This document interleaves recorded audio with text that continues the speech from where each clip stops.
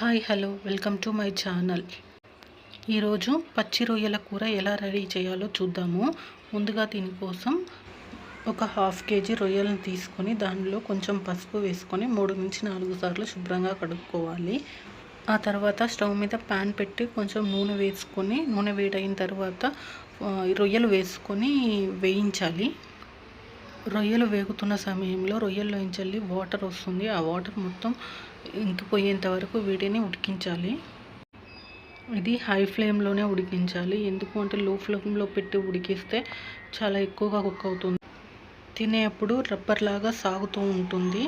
చూసారా, నీళ్ళు మొత్తం ఇంకిపోయాయి. ఈ సమయంలో వీటిని తీసి పక్కన పెట్టుకోవాలి. తర్వాత అదే ప్యాన్లో కొంచెం నూనె వేసుకొని చిన్నగా కట్ చేసుకున్న ఆనియన్ వేయాలి. మీకు నచ్చితే ఇక్కడే పచ్చిమిర్చి కూడా యాడ్ చేసుకోండి.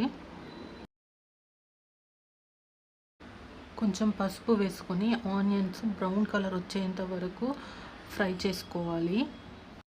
ఈలోపు 4 పెద్ద టమాటాలను మిక్సీ చేసి పెట్టుకోవాలి. ఇందులోనే నేను అల్లం వెల్లుల్లి 2 వేసాను.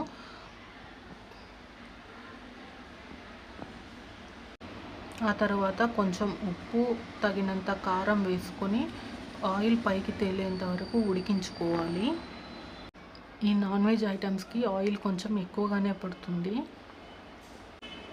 ఇలా ఆయిల్ పైకి తేలిన తర్వాత కొంచెం వాటర్ యాడ్ చేసుకొని మళ్ళీ ఉడకనివ్వాలి దీన్ని.